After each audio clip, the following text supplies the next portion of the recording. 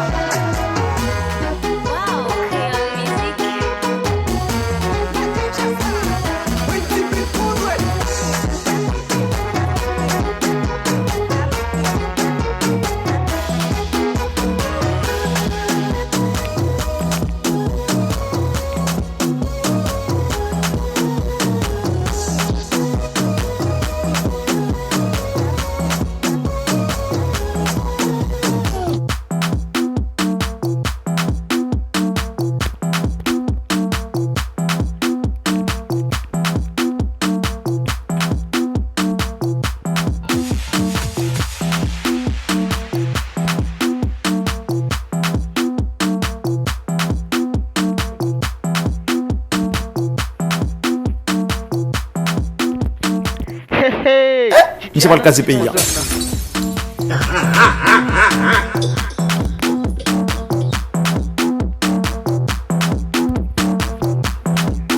DJ Dodo ou fè kwa lan ti avou. Wè nan mouman tout bagay gen pou pase, sel peyi gèg ka prete.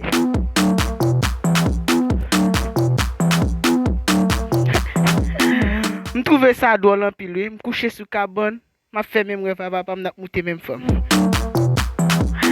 Tradisyon finale. Why? Nan la. Why?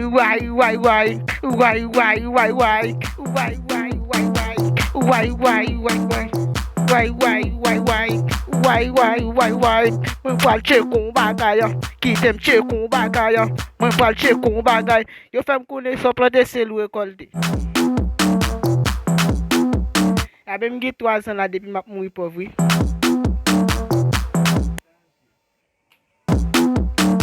Papa m voye seulement $5,000 américains pour me planter le livre j'aime grandi. Why. Bagay yo tellement vin di Haïti. Mse pal kaze peyi ya. Ou sur route là regarder combien machine qui passe au compte.